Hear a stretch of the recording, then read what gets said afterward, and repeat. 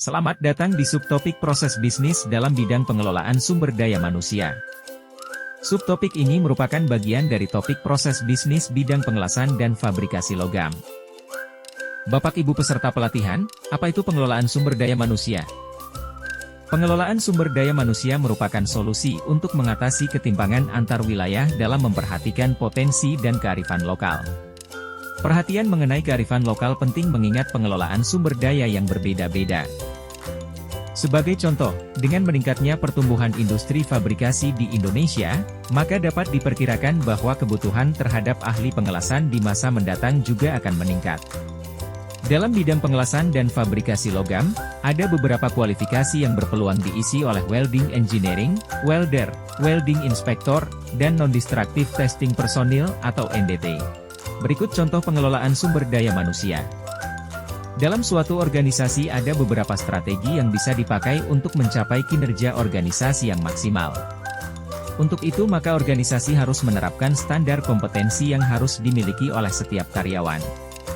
Ada beberapa kegiatan yang bisa dijadikan strategi untuk meningkatkan kinerja organisasi, yakni dimulai dari penerimaan karyawan, kemudian pengukuran kinerja karyawan, karir, imbal jasa dan peningkatan kompetensi karyawan melalui pelatihan-pelatihan. Diharapkan dengan adanya strategi tersebut maka standar kompetensi dalam organisasi secara otomatis dapat meningkatkan kinerja organisasi. Selanjutnya bagaimana metode dalam perekrutan dan seleksi sumber daya manusia, SDM? Metode rekrutmen dan tahapan seleksi karyawan baru merupakan salah satu kunci utama dalam menciptakan sumber daya manusia, SDM, yang profesional, yaitu terletak pada proses rekrutmen, seleksian, training, dan development atau pengembangan calon tenaga kerja.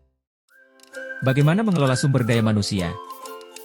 Sumber daya manusia dalam konteks bisnis adalah orang yang bekerja dalam suatu organisasi yang sering pula disebut karyawan atau employee. Manajemen sumber daya manusia berkaitan dengan kebijakan dan praktek-praktek yang perlu dilaksanakan oleh manajer mengenai aspek-aspek SDM dari manajemen kerja. Diperlukan waktu yang panjang untuk memahami manajemen sumber daya manusia karena pada hakikatnya mempelajari disiplin ilmu ini sama artinya kita harus mempelajari pula disiplin ilmu lain seperti manajemen, psikologi dan ilmu perilaku. Selanjutnya apa prinsip-prinsip dalam pengelolaan manajemen sumber daya manusia? Prinsip-prinsip dalam mengelola manajemen sumber daya manusia sebagai berikut. Yang pertama orientasi pada pelayanan. Kedua, membangun kesempatan terhadap sumber daya manusia untuk berperan aktif dalam perusahaan, dan yang ketiga, mampu menemukan jiwa entrepreneur sumber daya manusia perusahaan. Apa saja tantangan terhadap manajemen sumber daya manusia? Yang pertama tantangan eksternal, terdiri dari perubahan lingkungan bisnis yang cepat, globalisasi, keragaman tenaga kerja, peraturan pemerintah, perkembangan pekerjaan dan peranan keluarga, dan kekurangan tenaga kerja yang terampil. Sedangkan yang kedua tantangan internal, meliputi posisi organisasi dalam bisnis yang kompetitif, fleksibilitas, pengurangan tenaga kerja, tantangan restrukturisasi, bisnis kecil, budaya organisasi, teknologi, dan serikat pekerja.